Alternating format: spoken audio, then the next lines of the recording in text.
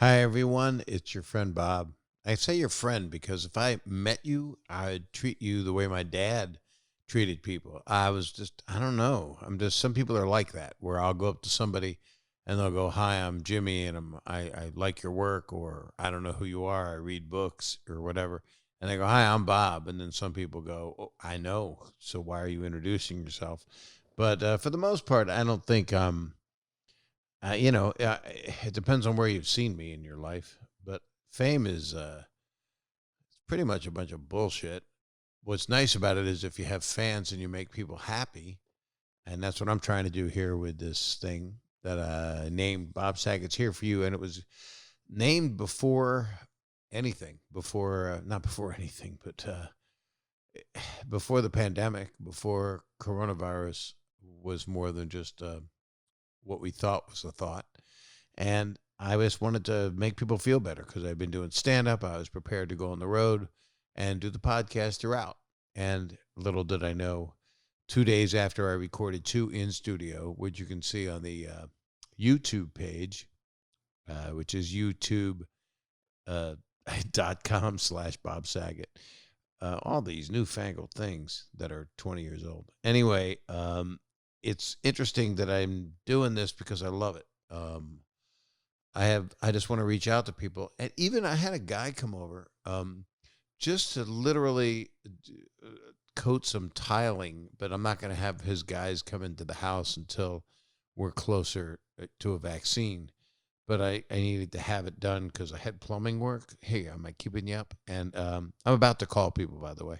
But it was interesting. He talked to me for like half an hour, and normally I'd be so busy I wouldn't be able to talk to anybody, or someone, my wife would talk to somebody, and I talked for a half hour and I enjoyed it. Right. So this is about wanting to talk to people and see how they're doing and feel how they're feeling without touching them, because you can't do that anymore. You can't just walk up to strangers and touch them, where back in the day it was just absolutely acceptable. That's called sarcasm, but if you read it, I'm already in trouble. So I don't want to get in trouble anymore. It's in all my specials. Anything you want to just hold against me, please don't hold anything against me. I'm a married man. There it is. That dad joke combo, Groucho wannabe kind of thing.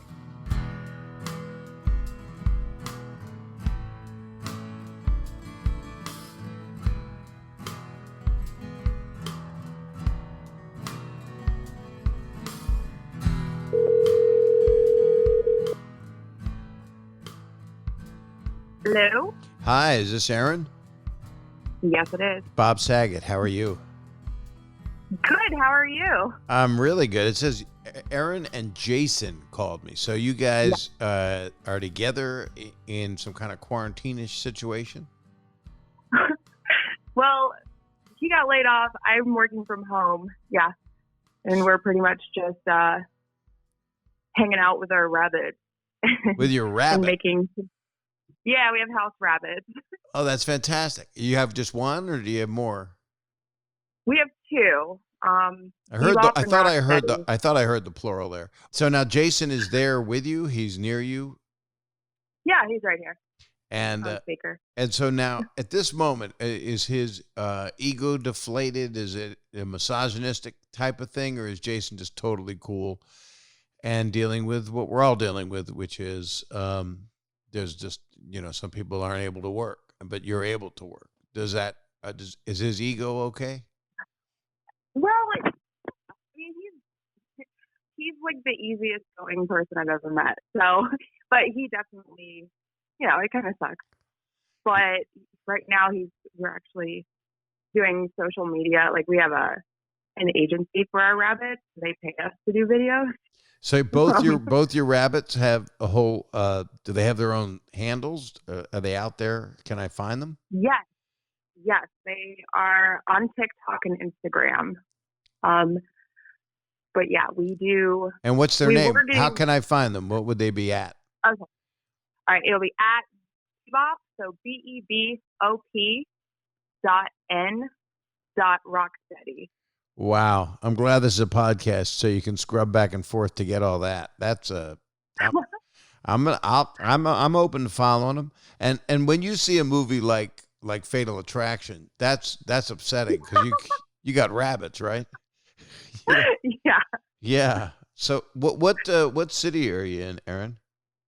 We're in Columbus, Ohio. Oh, I love it there. I've had some wonderful time there. I was supposed to go back for stand up probably right around now or into the fall. Oh, yeah. I can't remember, but I will be on tour again next year, but this one's not able to happen just cuz we can't. Yeah. Does Well- does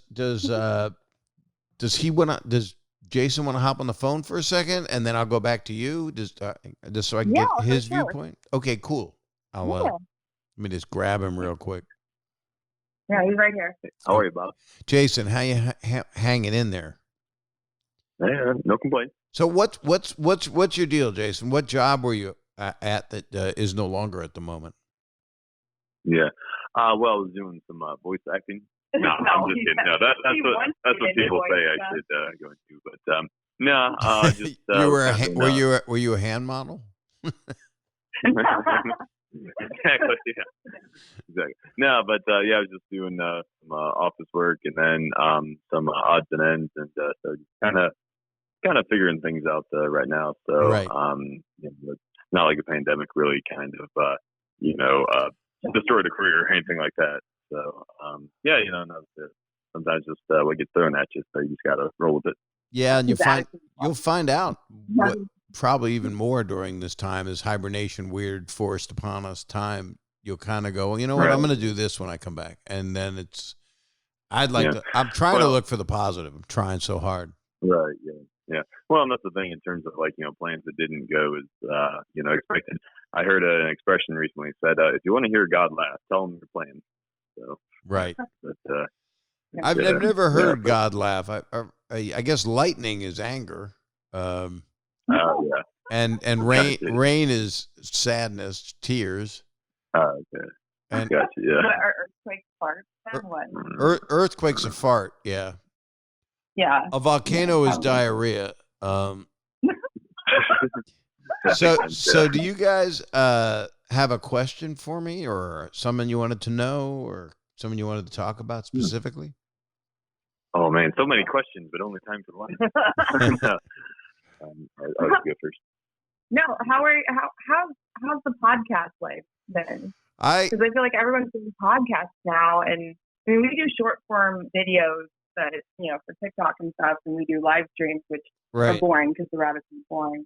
But everyone's doing podcasts, but I haven't really got into all that stuff too much. So yeah, it's a whole other thing. What's happened is we've kind of gone back to what are the roots of entertainment, and it all began with radio, and then there was no TV.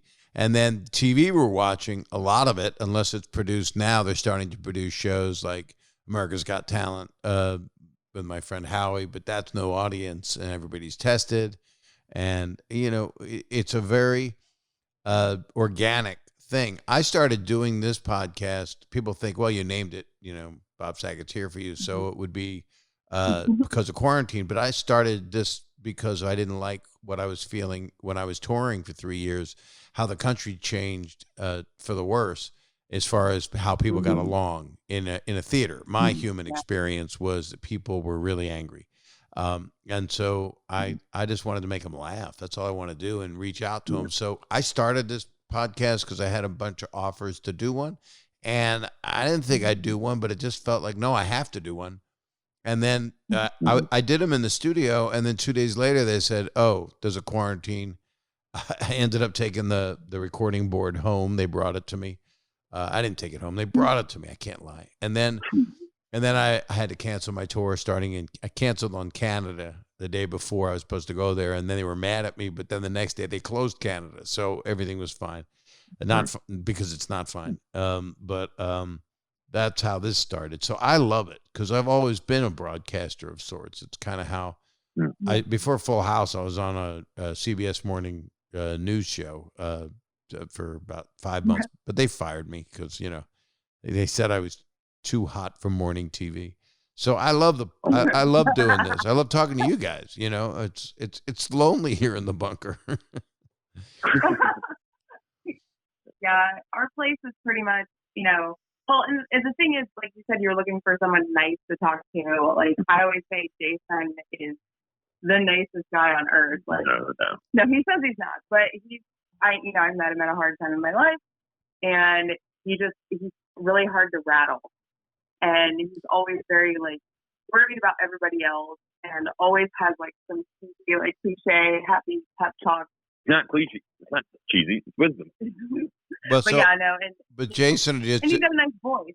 He's got a very soothing voice. He should have a podcast. You guys should have your bunny talk. Well, that's why like we're doing like this live streaming to provide like this new app or whatever, and I mean we like making funny videos, but when they were like, "Can you do live stream?" I'm like, "Well, I don't want to talk about my rabbit for hours on end. I don't think anyone would listen." But so then, of course, Jason, I just had him do it instead. So now he just sits with the rabbits and talks, and I like the sound of his voice. He always has something nice to say. He's very informed about rabbits.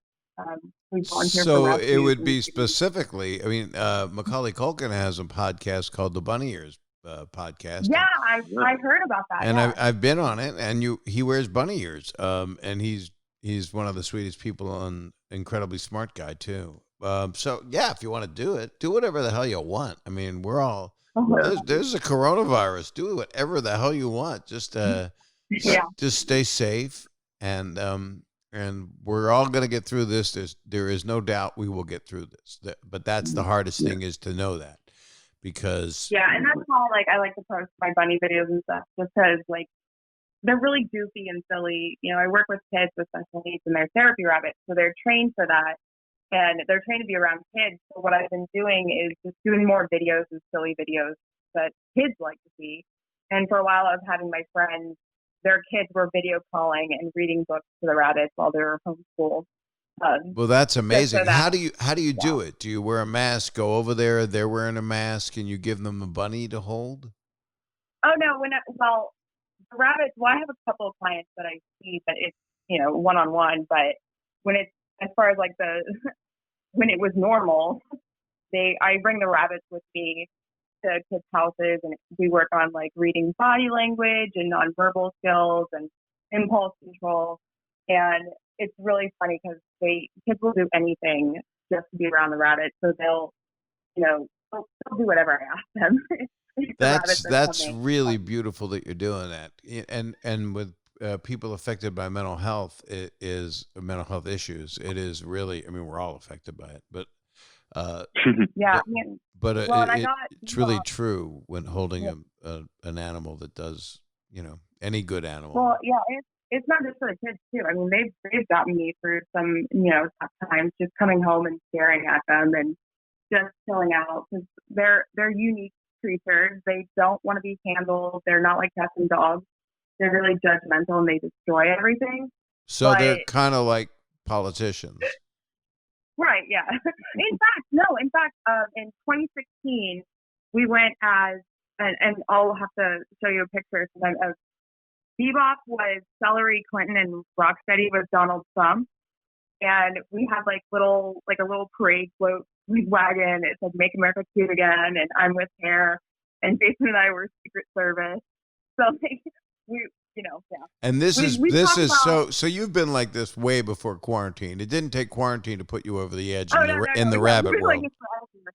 We get extra time with them now. But yeah, no, we were joking about starting the bun lobby and going to DC and advocating for buns. But yeah. It's very cute. I'm just thank you for not raising bats.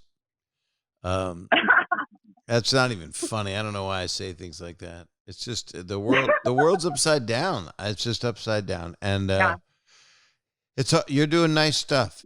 I have an incredibly ignorant question. I could Google, but I'm not. Go for it. They're considered a mammal, correct? Correct. And do they breastfeed? Do rabbits have nipples? Yeah. Oh my God, yeah. I'm getting one. That just sounds so great. That's all I need is a rabbit with nipples. That'll get me through quarantine. You know what? I got to call somebody else right now. Is there anything else you wanted to talk about? Because you guys are delightful. Yeah, so kind of off topic. It doesn't really have to do with quarantine. It's just about your career. Is that cool? Oh, sure. Oh, yeah. So, I always loved hearing you on How I Met Your Mother. So, basically, I guess just something that we might not know from watching the show. I guess maybe whether it be a funny story or just kind of your overall experience. Like when you think of getting to do How I Met Your Mother, does anything come to mind or anything interesting that we might not know from watching the show? Well, for my part, it wasn't just like I phoned it in. I mean, I would spend in the beginning, I would spend 6 hours on a session. I would watch the episode. I wanted to understand what's going on in Ted Mosby's mind. Josh Radnor and I are friends. I miss him. Cool. He's in New He's York. from Columbus. Yeah. He's from Bexley. Right. Yeah. Right. And he's an incredibly talented guy. He's talented on many, many levels. And he's very much, activist in how things are right now. He's a very caring human being, and a wonderful man. But I guess, and I knew Allison Hannigan because she used to be my babysitter, so that's always fun when you have. Oh, wow. And I knew Neil when he was a kid doing Doogie because I was doing Full House, so we would see each other at ABC junkets. Oh, wow. But I guess the stories of making the show it wasn't just like a phone-in thing. I'd go to the studio, I'd watch it on the big sound screen at the sound stage. And there was one time where I hid behind, they were going to do a table read, and it started with the older Ted narrator, which I never understood. It was like, what happened to Josh Radnor? Did he just smoke a lot of cigars and drink a lot? Why is his voice like... poor Ted. And then 20 years later, his voice turned to that, which it does. I mean, my voice used to be higher pitched for sure. And then I was hiding behind the bleachers, and they were about to do the table read and about to have the director read the narrator. And all of a sudden I sat down and started reading the voiceover for the whole show. And it was, I felt like I was the family dog on the set. It was kind of like I felt with Entourage. I could show up at any of the episodes and they just go, hey, you want to put Bob in this? No, not this one. We'll give him another one, whatever. But it was just really nice to be part of a show that was kind of a love letter in itself, So yeah, that was a great experience and great people, and I have affection for all of them. And that's all I got. I better go because I talked a lot to you guys because I love talking to you. Thank you. And say hi to your rabbits. They'll know it's me. I'm sure they watch my stuff. So I've heard your voice a lot on How I Met Your Mother. So yeah. How I Met Your Rabbit. So there you go. That's how clever I'm. All right, well, I'm really smart and funny today. We greatly appreciate your time. Same here. Thank you for calling, and stay well, and hug your rabbits for me, even though they don't want it. All good. We'll do. All right. Take care, Bob. You too. Bye-bye. That was sweet. Those are nice people. All right. I'm going to call Ari. Here it comes. I'm calling Ari right now. Hello? Hi, Ari. It's Bob Saget here. How are you? Oh, hi. Good. How are you? I'm good. Thanks for calling. Thank you. So what's going on? Where are you located? What city? I'm in Germany. You're in Germany. Where? In Hamburg. That's so amazing. And how's it go? Are you from there? Were you born there? I am from Germany. My family moved to America when I was 8, and I moved back like 2.5 years ago. Wow. So you're fluent in German, I would imagine. Yeah, although my English is better. But Yeah. I'm working on it. Yeah, I would never know. And how about these connections here in the 21st century? They're pretty good. Yeah, I still have my American number, so over Wi-Fi, it's no issue using it. It's awesome. And what time is it there? It is 10 p.m. almost. That's so cool. Thank you for calling. 9:40. How's it going? What's the temperament there? First thing, how's the virus affecting you and people that you care about and people that you know? It's actually I'm a bit more worried. All of my family, all of my immediate family still lives in America. My mom and my siblings live in upstate New York. So I'm actually more worried about them because it's pretty under control here. there's a couple hundred cases every day, which obviously still isn't great in the entire country. But like in my city, I think last week we had 22 new cases or something like that. How did they get rid of? What did they do to get rid of it? Did they stand fast with social distancing, wash your hands, wear a mask? Is that how they did it?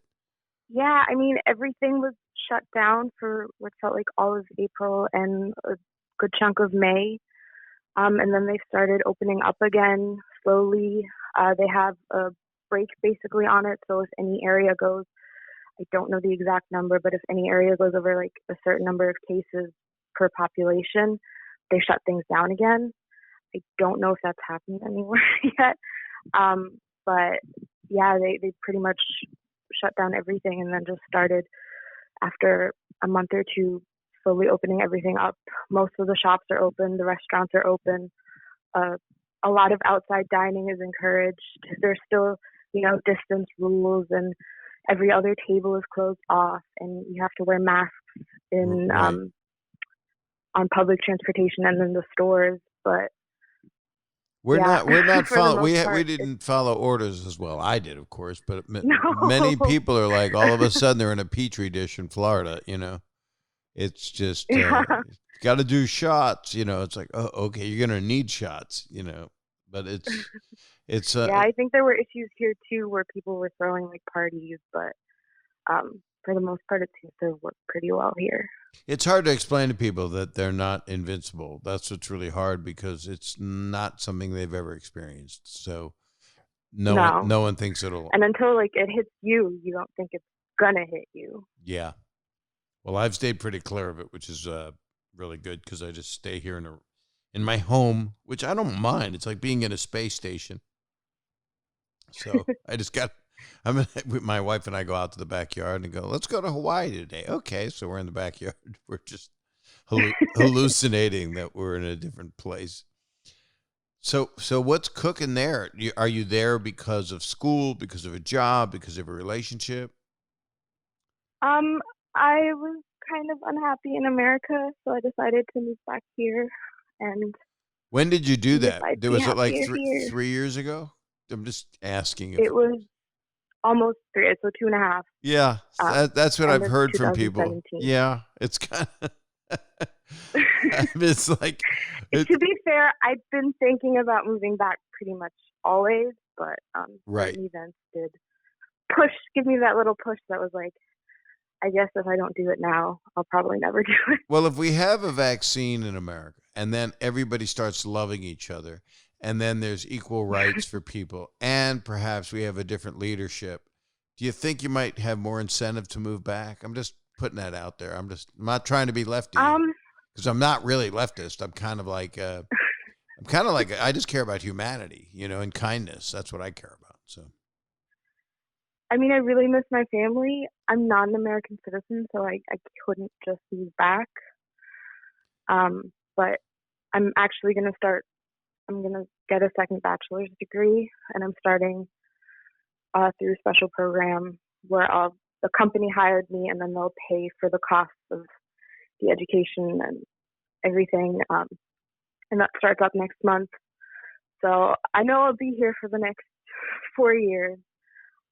But I guess after that, if the opportunity arises and things felt better, I might do it because I miss my family. But yeah, I don't think are you probably able just gonna stick around here. Are you even able to fly to America right now? I don't think so, right?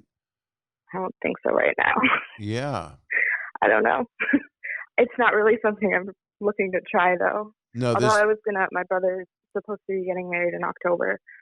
So I don't know if that'll happen, or if it does, if I'll be able to attend the wedding. Very hard to miss that stuff. And I mean, my wife's grandmother passed away and we watched it on FaceTime. Not her passing away, but the funeral. I would have watched her passing away, but when the borders closed, I was like, oh no, what if something happens and I can't be there? We all cross our fingers, and we know there's going to be a vaccine because people are working on it. So that will help the whole world as that happens, if we can get it to everybody, because some people will have it out in the boondocks and won't even. Some people don't believe it's even existing. You know, they don't believe in the coronavirus. They think it's a hoax. So Yeah, I think that's there's plenty of those people here in Germany too. they're real smart. I don't think America is alone in that. So did you have a question? I'm so honored. Wow, from Germany. So did you have a question or anything you wanted to know or something you wanted to talk about? I don't know if this has been talked about. I haven't listened to every episode. I'm sorry. Oh, don't be. You're But delightful. I'm actually, like I said, I'm starting a program next month where we're working and going to school. Um, and I'm really afraid I'm going to screw it up. I got my first bachelor's 6 years ago almost, and I feel like I haven't done anything, and like my life isn't in a certain direction. And so now I'm going to try it again and hope for a better outcome. But I'm just really afraid to fail, and Yeah.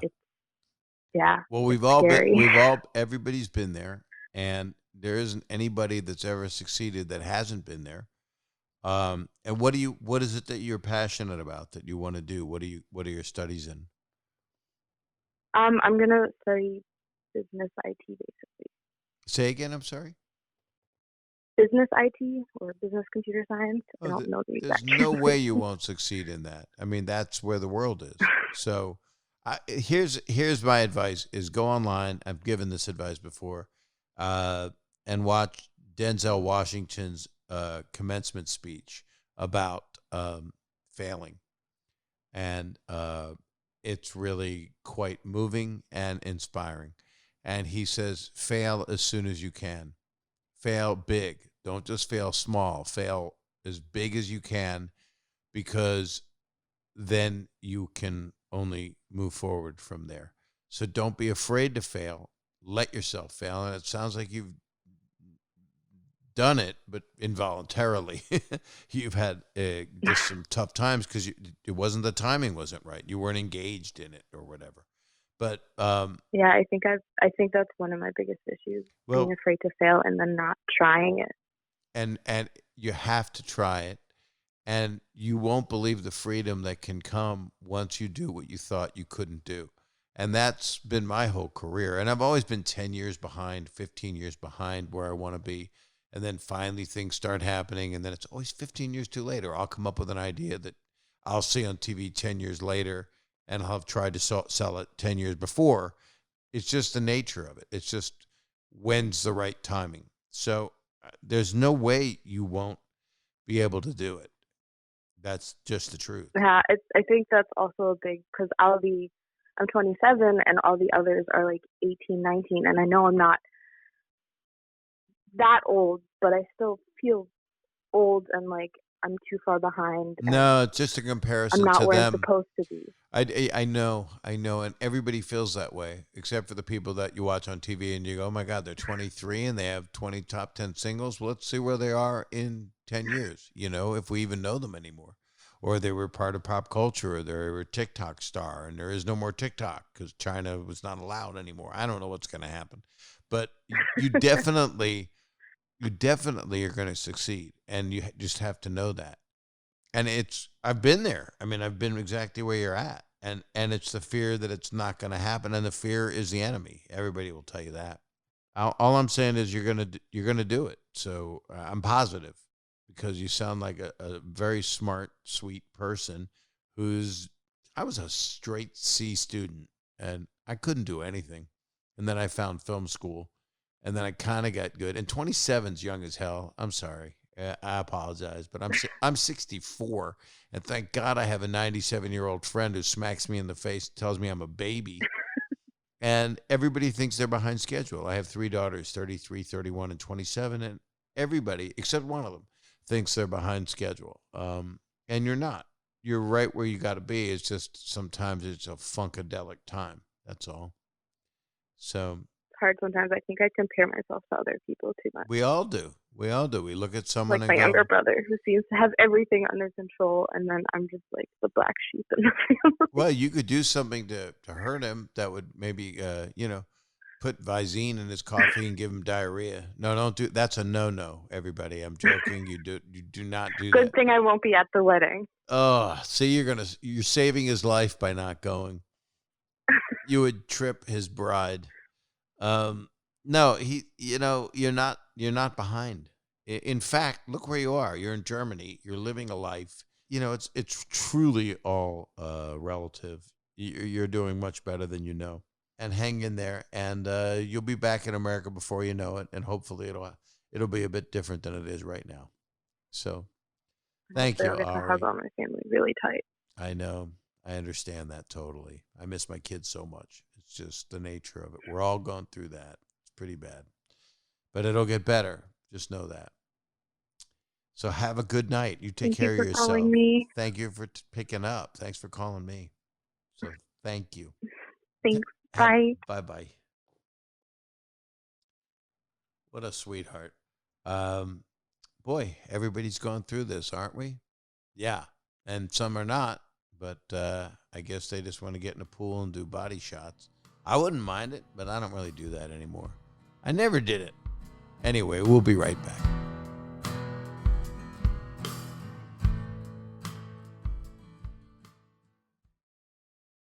All right. Summer is full of action. You know what action is. That's when things are going, when things are moving. And I'm thankful for my sponsor today, Manscaped. You know them. You've heard them. You can't trim without them because they're keeping us fresh. You know what? Sun's out, bum's out, and hopefully your pubes are not out. I don't like them. I'm not a pube lover. I don't like sprouts on my salad either. And Manscaped offers all the right tools to keep your hair groomed above and below the belt. Now, by the way, if you're going to groom your down low pubes, you don't want to be wearing a belt. What are you, a pirate in the nude? Now, here's the important part. I've had problems. I'm not going to lie to you. You don't want to get a pube caught in a zipper. You don't want to get a pube caught on a shower door. You know what that's like? You get ripped off. It's not good. Manscaped is dedicated to helping you level up your full body grooming game. They actually just released their Shears 2.0 nail kit. This is new. A Shears 2.0 nail kit, which is the perfect add-on to their Lawnmower 3.0 or Perfect package. Now, whoever named any of this stuff is a genius. Perfect package. You will have a perfect package if you use this stuff.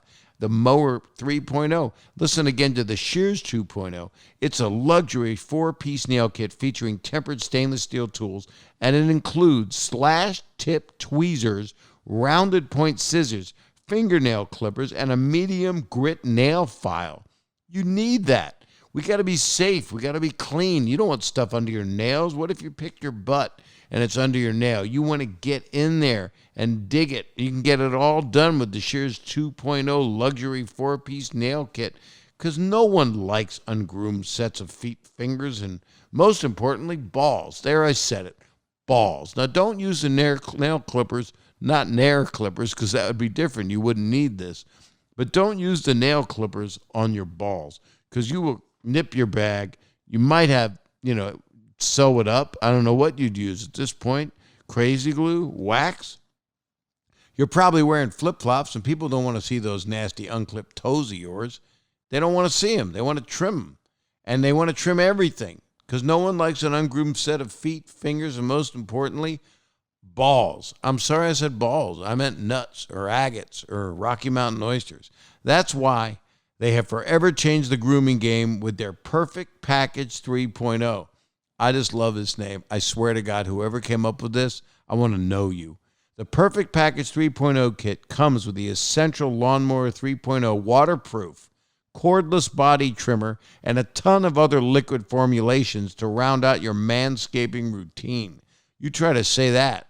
This is the best trimmer on the market for those of you in need of a chest shave or a ball cleanup or a ball shave and a chest cleanup. This third-generation trimmer features skin-safe technology to reduce manscaping accidents. You ever been in a manscaping accident? I have, but not with Manscaped products, with other products. You don't want to be it's a clip of the bag or sack or the side of your unit. You don't want to be trimming your junk and get punked. You don't want to have a slash bag. You don't want to nip and tuck what's above your butt. Inside the perfect package, you'll also find the Manscaped Crop Preserver, an anti-chafing ball deodorant and moisturizer, because we all know how painful chafing can be when you're wearing your bathing suit all day. You'll also find the Crop Reviver, a testy toner that's designed to give you a pep in your step. It's a reviver. You just kind of slap it around.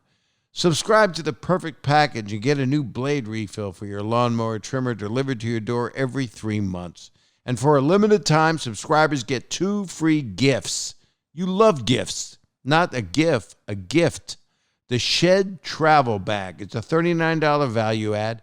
And the patented high-performance reduced chafing Manscaped boxer briefs. This is amazing. These are free gifts. Get 20% off and free shipping with the code SAGET20 at manscaped.com. That's 20% off with free shipping at manscaped.com and use the code SAGET20. Summer is here. It's time to manscape. Okay, I am back. I never left. I didn't go anywhere. In fact, there was 1 second between the last time I spoke to you.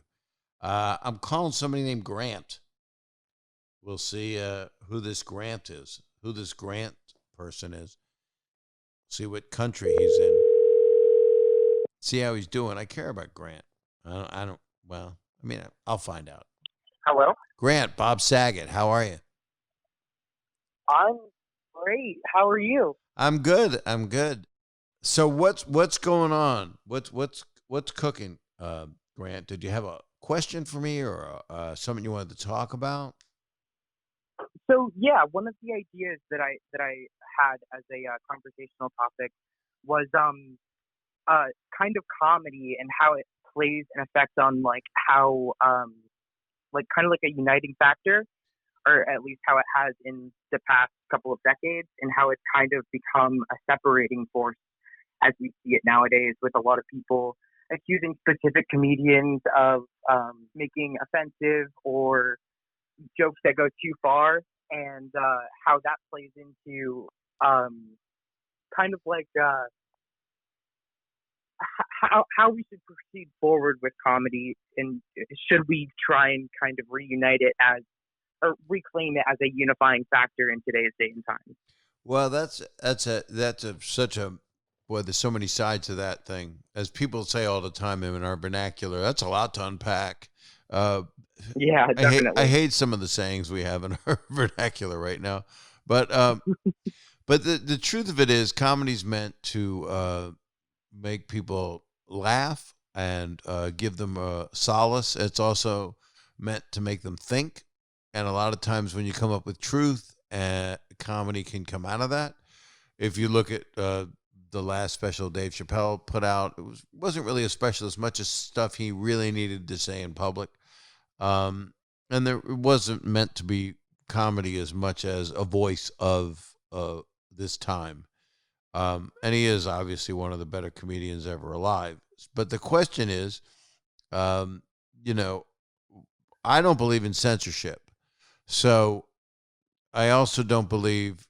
I started doing this podcast, and I talk about it a lot, but before quarantine, and I could feel the racial tension and the political tension and the us against them tension, and people on the left yelling and people on the right yelling. And in my shows, I really like to entertain people. And so I kind of got fed up and wanted to do a podcast. I'm a firm believer in freedom of speech. I'm also a believer in, different kind of comedy happened in different times. And I don't like to be told I can't say something, but I have the sense to know, wow, Bob, you said that in 2007 on a special? You can't say that. And I'm not going to take the special down. And I'm not going to take down my jokes that I've said, because I've said a lot of bad things. I was on Howard Stern 15 times, for God's sakes, I obviously I said bad things, and jokes that we could never joke about now because it's all become a reality. It's just not. Or I would joke about it. I would joke about terrible, terrible things, as a lot of comedians do. I'm like the guy that looks like your friend next door, who will then come out with, saying something that, oh my God, why did he say that? And it'll quiet a room, and other times it'll make a room laugh. It really depends on who's in your audience. But I'm not planning to offend anybody. I'm planning to get a laugh. And, and sometimes pain invokes a laugh because there's nothing else to do. I was talking about this. Definitely. Right. Go ahead. Wait. So what's your takeaway from my little intro there? So I definitely agree with you that comedy shouldn't be censored, or it's more so the kind of, again, going back to the vernacular we have it nowadays, there's a place and a time for everything. So right. I definitely think that plays a huge role into how we deal with comedy nowadays, because of course it's not necessarily as funny anymore or as culturally accepted to come up on stage and say offensive things just to try and get a reaction out of people. But no, those days are gone. I mean, it's pretty much, if someone's going to say something that offends the audience and they're a good comedian, bad comedians are bad comedians, but with good comedians, and there are a lot of them, and I love them. I might not always agree with everything they say, but their talent is there and their viewpoint is there, and they're lucid and smart and prolific, the ones that I love. And so if they're making a statement, and I don't agree with it, it still is educational. But I miss the laughs. I still want there to be laughs somehow. Yes, definitely. And I think that's kind of what we're missing in a lot of the comedy formats that we see nowadays, with the Netflix specials being one of the main forms that people are exposed to comedy versus the kind of sitcoms that we've known since the 80s and 90s. And like you said, comedy has adapted and changed over time, and it's better to have that happen than for it to stay stagnant and kind of die off, as we've seen some forms of traditional media do so, such as, for example, like the late night shows. A lot of the late night shows are all doing political bashing, which they always have. If you go back to the very beginning, you wouldn't even know the people I'm talking about. Steve Allen, Jack Parr, Dick Cavett was a very political satirist that had an ABC late night talk show in the Jimmy Kimmel spot, and then they stopped doing a late night show until Jimmy Kimmel went and reinvented it for ABC. But when you look at Johnny Carson, it was always a political joke about, he would dress up as Reagan, and it was a loving impression. And Jimmy Fallon I was on the show once with Stamos and Collier, and we did a thing where Jimmy was Trump and pretending he was Michelle, but that was before he won. And so we were just making humor out of the day. It wasn't anything but a joke then. It wasn't what it's become, which is, one of the more controversial presidents that will ever be. So the issue is, how much of it can we take? And the answer is, you got a choice. You can change the channel. You can put on the Netflix special and laugh at just great comedians that have new specials out. George Lopez, my friend for years, has one out, and it's really funny. I mean, and it still goes back to old school stuff, and he did it before all of this happened, before the death of George Floyd, before the coronavirus. He did it, and it was kind of in the same temperature of where my special would have been had I been able to keep going on the road and shoot it this year. And it really had to do, I had a lot of material that was about when I grew up in Virginia and there were segregated bathrooms and I didn't understand racism. So it was happening anyway. It was in the zeitgeist. So the question is, can you take that, make the statement, because you don't want to ignore the elephant in the world.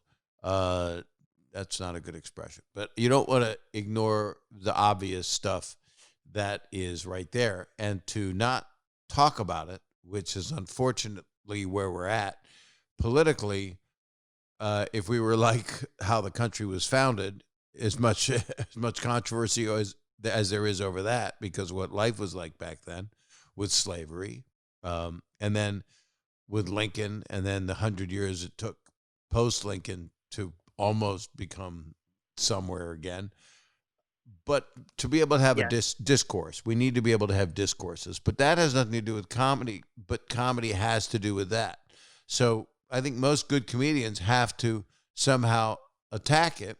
But also there's a huge percentage, like myself, for example, damn it, I want to entertain people. So I'll do my comedy songs at the end of my show that I always like to do new ones.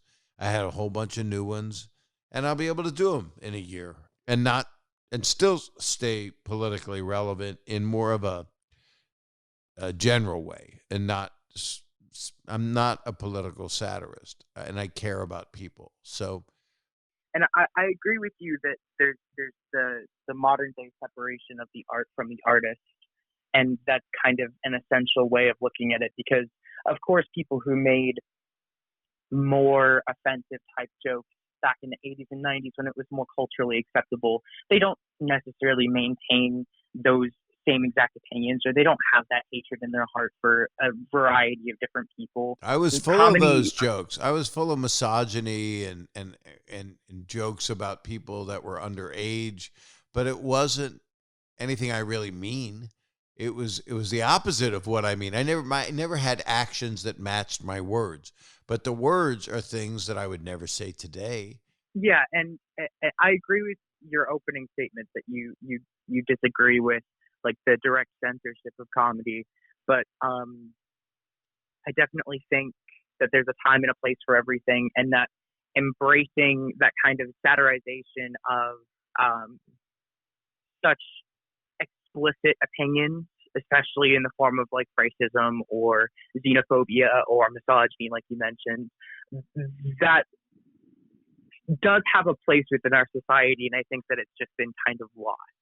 And I find an interesting dichotomy between the persecution of people who have made jokes like that back in the 80s and 90s versus people who made them more recently, such as the early 2000s all the way up until about 2010, 2012. Yeah. And I think that people that are smart know that they would never make that joke now. And if they have to apologize, I mean, I guess I have to apologize for 3 specials, but not as strong as other people who came out of the box with really strong statements. But the one thing that I wanted to point out was wherever anybody has their soapbox, wherever you have your largest audience, which would be in sports, in a stand-up situation, in a singer position, and giant performers where you're able to get out and reach multitudes of people. You're saying it's not the time or place, but they're saying this is the time or place to get my message out. Otherwise, I'm worthless. They feel they're not doing their duty as a human being to not do the things that offend so many people, taking a knee, not taking a knee, talking about the things that people don't want to talk about, bashing the president, bashing the left, bashing the right. There shouldn't be any left and right. It should be humanity working toward a common good, and it's not what it is. But I'm really glad you brought all that up. It's stuff I enjoyed talking about because we're all trying to figure it out. And the actions that people take are the whole thing. And when something's great, you know it. You know it. When you watch a Netflix special or you watch an HBO thing or you watch a television show or a movie and it's great, it crosses all boundaries. And music, when you listen to music, it just crosses everything that could offend anybody. And that's where I'm trying to go, is somewhere that there's something for everyone. And it's really hard to do right now because there's so much hatred. And that's something I'm trying to diffuse, which is one of the reasons why I'm doing this podcast. So, well, thanks for talking to me. You give me some inspiration. And I hope Thank you very much. All works out for you and people you care about. And stay well. You too. Thanks, Thank you. Thanks so much. Take Bye-bye. care. Bye-bye. What a nice person. What a nice person. And we didn't even get into the stuff. Who knows? I'm going to make one more. I'm going to make a duty. No, I'll take another break. Here we go. Here's a break.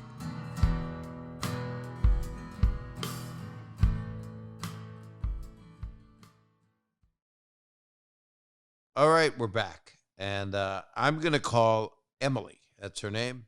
I don't know where she is. I'm going to find out. Her name is Emily. I'm sure she is delightful. I have no idea this area code.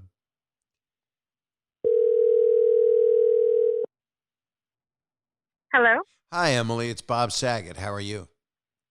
I'm good. How are you? I'm good. Thank you for calling.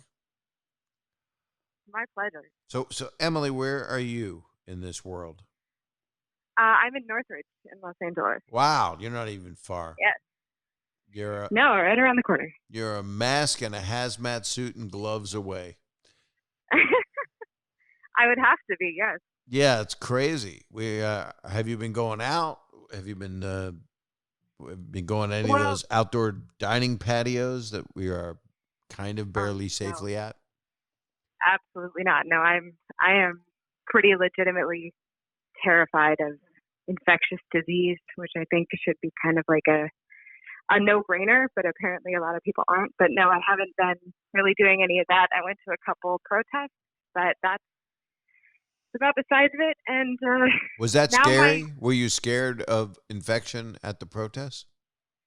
No, I mean, everyone was wearing masks, which, was comforting. I was frankly more afraid of police than I was of getting sick. But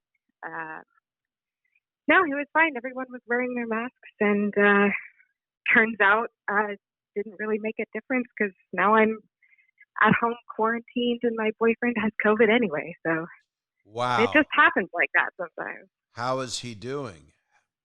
He's actually fine.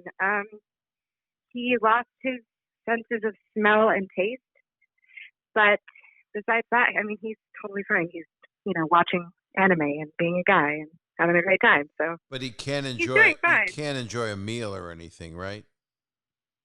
No, that's definitely been the worst part of it, is that he can't taste anything, and I keep forgetting and offering to make things for him, and then feeling like a complete asshole because he just gets this crestfallen look on his face, and I remember that he can't taste anything. So well, that's been the worst of it. This is going to be crude, but he can't smell even a bad smell, right? No, he cannot. So if someone uses the restroom and it didn't go well, he doesn't know that. He doesn't, and he keeps being guilty of that. He has absolutely no idea what state he's leaving that room in, and I just get the full brunt of it, and I get to enjoy all of it all by myself. So that's I'm so sorry. Nice. Now, what do they say are the odds of you getting it now? Have you talked to your doctor or his doctor, or what do they say? Well, he hasn't really shown any symptoms, so we haven't. I mean, you don't want to go to the emergency room and take up the place of somebody who really needs it. Right. So I mostly just tried to stay as informed as I can about when we can leave and when we can't. I tested negative. I think I probably tested negative falsely because I can't imagine that I wouldn't have gotten it by that point from him. But yeah, we're mostly just adhering to the 14-day quarantine, and we're going to get tested again to make sure everything is good. But as long as there are no persisting symptoms, right, and we test negative in a couple weeks, hopefully that means that we can go out. But we're both being very cautious about it. Is he okay with his lungs? Yeah, completely. He hasn't been coughing or anything like that. He's been fine. We've been extremely, extremely lucky. So I'm very, very grateful for that. How old is he? Because people are interested. Because for a while, of course, the fable that young people don't get it was being bandied around. Right. Yeah. No, he's 25. So it's all a bunch of crap. We've been just told a bunch of lies. It's all just a bunch of bullshit. Yeah. Yeah. Mm-hmm. And do you think the president has, just like his SATs, he had someone else take his COVID test? I don't know if he did or not. I would have a really hard time believing that if he had it, that he wouldn't be extremely ill. He doesn't seem like he's at the peak of physical fitness. I think you're So I would wrong. When I imagine- watch him golf in his Mhm. skin tight little outfit, and he moves that abdomen and he pivots, I think that's the sign of someone in amazing shape if they were an egg. Rippling abdominals on this segment, yes. It's Yeah, almost like absolutely. a Mr. Potato Head, but I'm not talking negative. I'm not saying anything negative about him because there's, Oh, no. I'm just saying what it looks like. It's just an That observation. is what it looks like. You are completely correct. It's I an- think it's that's an- a really It's an egg huge, with Mr. Potato Head's arms and legs hooked onto it, and then it just kind of pivots. yeah. So, did you have a Dusted question? in a nice coat of bronzer. Oh, I did actually. Go ahead, hit me up. Well, I have been a huge fan of yours for many, many years. Thank you. Of course. And I actually have wanted to ask you this for a really long time. I've always just kind of wondered if there is a memory that you have from working on Full House, which I apologize because I'm sure you're going to get a million of those questions. But I was wondering if there's a memory that you have that is just like really, really fucked up, like something that I would not be able to read in like trivia on IMDb and that kind of thing, like something that you're just like almost ashamed of, but it sticks out in your mind as something like particularly hilarious, if also deeply disturbed, that kind of thing. Like, is there anything like that? There were probably about 5,000 of them. I'm trying to think. What's your favorite, I guess, is my question. My favorite horrible thing we did or went through? I was embarrassed a few times. Let's see. I mean, there was that time that we were in our dressing rooms, and it was the same stage over at Warner Brothers that Friends took over after we went off the air. So they had our dressing rooms. So David Schwimmer was in my old dressing room. It was really interesting, actually, to visit and see the Friends people in our old rooms. And wait, where's Danny? But in those dressing rooms, Dave Coulier had ruined his underwear because he had a problem, and he slingshot it onto the top of another set of backstage dressing rooms, and it stayed up there. And so I don't think there's catwalks in a studio where you could look down. I don't think anybody went to go get it because the ceiling that it was on was just like thin plywood. I don't think you could walk on it. God. So I think all through Friends and even through coming back and doing Fuller House, I believe that those they're probably made of molten lava now. They're probably like paper mache that hardened. Oh my God, that's horrifying. So there's a skid marked underpants from Dave Coulier shot up there. But that was, we did stuff like that all the time. I didn't like my 8x10 and had a very self-deprecating feeling about myself. So one time, I shouldn't share this with you, but you asked, you said, and you want something disgusting, but I really appreciate it. I truly am. I said, here's how I feel about myself today, because I was not enjoying my work that day. I didn't think I was very good. I think maybe I didn't have dialogue that day or something weird, as actors get, like children, and we were 32 years old, so what do we know? And I believe I took the 8x10, and how do I phrase this? I went to almost try to use it. I was clean. I didn't have to go to the bathroom. Everything was clean. But it was right after the slingshot moment of Dave's underpants. I tried to use it as you would toilet paper, but not just on the outside, not in a penetrating way. And then I pulled it out and looked at my face, and I was angry. I went, nothing. I can't believe it. Like, my success would have been to have gotten some horrible residual on there, on my nose, on my picture of my nose. So that's you were I shared upset about the lack of excrement. Exactly. I believe that I should have at least had some excrement on my own 8x10 if I was worth anything in true self-hatred. So that's the kind of just loving fun. It was so funny that we would be doing such a clean show and such a family show, which we were into. You know, we wanted to do the best possible work we could do, and I was Danny Tanner, who I've become now in quarantine. I literally, I had a leak with a washer yesterday. I had a guy over. I sat 9 feet away from him while he changed the hoses. I could have done it myself, but I couldn't wait 3 days for the hoses to be. I'm not going into a hardware store, Home Depot, and I don't blame you. right. And then he leaves, and I get bleach and a bunch of towels, and I clean the floor. I was pure Danny. It was not me. I've just been, the guy has taken over. It's full circle. It's frightening. The guy was going, I can't be this clean. Well, I've outdone myself. So, well, I can't thank you enough for calling, and I wish you well, and thank you. You sound like a really cool person, and please send him what's his name? His name's Eric. Well, tell Eric I hope he has his taste back real soon. He has good taste because he's got a good gal. So, thank you. No, it's not. It's not you. Thank you so much for calling. It's not you. He's seeing someone else. Yeah. Oh God. Well, this is probably the best way I could have found that out. So right. Thanks for calling me, Bob Saget. I appreciate it. That's why I'm here for you. I told you this. Actually, no. He's, even though he has no taste, he has good taste. So you just be well and do what you're doing. You sound really smart. So thanks for calling me. Thank you. I appreciate it. Thanks so much for calling me back. Thanks for making me tell the story about me wiping myself on my 8x10. It makes me really proud of my past. It was sincerely my pleasure. Okay. Be well. Thanks, Emily. Well, take care. Take care of yourself. Stay healthy. Thanks. You too. Thank you. Bye-bye. What a nice, cool person. That's interesting.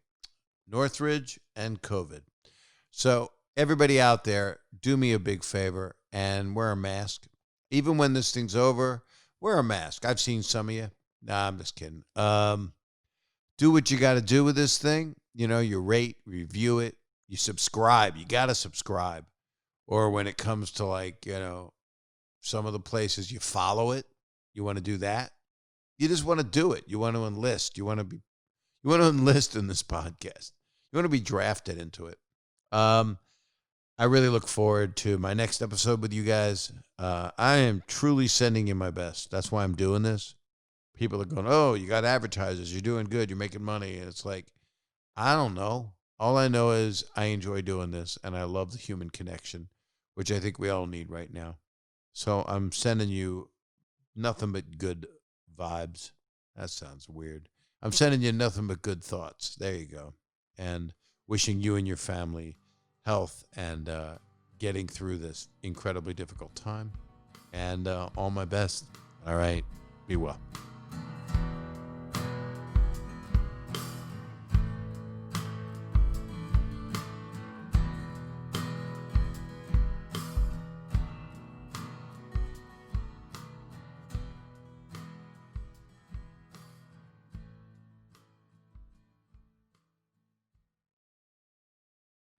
All right, summer is full of action. You know what action is. That's when things are going, when things are moving.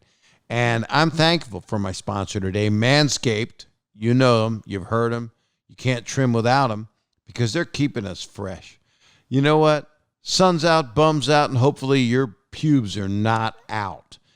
I don't like them. I'm not a pube lover. I don't like sprouts on my salad either. And Manscaped offers all the right tools to keep your hair groomed above and below the belt. Now, by the way, if you're going to groom your down low pubes, you don't want to be wearing a belt. What are you, a pirate in the nude? Now, here's the important part. I've had problems. I'm not going to lie to you. You don't want to get a pube caught in a zipper. You don't want to get a pube caught on a shower door. You know what that's like? You get ripped off. It's not good. Manscaped is dedicated to helping you level up your full body grooming game. They actually just released their Shears 2.0 nail kit. This is new. A Shears 2.0 nail kit, which is the perfect add-on to their Lawnmower 3.0 or Perfect package. Now, whoever named any of this stuff is a genius. Perfect package. You will have a perfect package if you use this stuff. The Mower 3.0. Listen again to the Shears 2.0. It's a luxury 4-piece nail kit featuring tempered stainless steel tools, and it includes slash tip tweezers, rounded point scissors, fingernail clippers, and a medium grit nail file. You need that. We got to be safe. We got to be clean. You don't want stuff under your nails. What if you picked your butt and it's under your nail? You want to get in there and dig it. You can get it all done with the Shears 2.0 luxury 4-piece nail kit, because no one likes ungroomed sets of feet, fingers, and most importantly, balls. There, I said it. Balls. Now, don't use the nail clippers, not nail clippers, because that would be different. You wouldn't need this. But don't use the nail clippers on your balls, because you will nip your bag. You might have, sew it up. I don't know what you'd use at this point. Crazy glue? Wax? You're probably wearing flip-flops, and people don't want to see those nasty unclipped toes of yours. They don't want to see them. They want to trim them. And they want to trim everything, because no one likes an ungroomed set of feet, fingers, and most importantly, balls. I'm sorry I said balls. I meant nuts or agates or Rocky Mountain oysters. That's why they have forever changed the grooming game with their Perfect Package 3.0. I just love this name. I swear to God, whoever came up with this, I want to know you. The Perfect Package 3.0 kit comes with the essential Lawnmower 3.0 waterproof cordless body trimmer, and a ton of other liquid formulations to round out your manscaping routine. You try to say that. This is the best trimmer on the market for those of you in need of a chest shave or a ball cleanup, or a ball shave and a chest cleanup.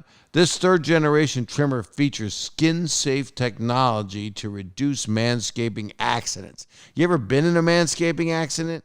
I have, but not with Manscaped products, with other products.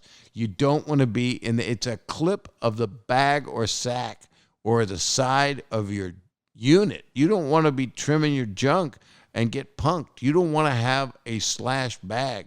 You don't want to nip and tuck what's above your butt. Inside the Perfect Package, you'll also find the Manscaped Crop Preserver, an anti-chafing ball deodorant and moisturizer, because we all know how painful chafing can be when you're wearing your bathing suit all day. You'll also find the Crop Reviver, a testy toner that's designed to give you a pep in your step. It's a reviver. You just kind of slap it around.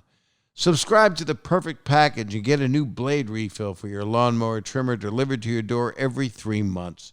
And for a limited time, subscribers get 2 free gifts.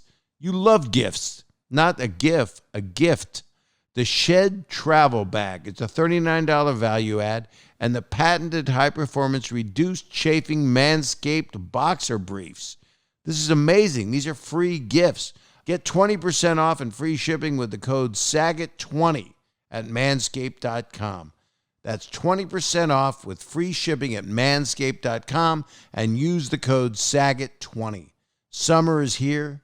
It's time to manscape.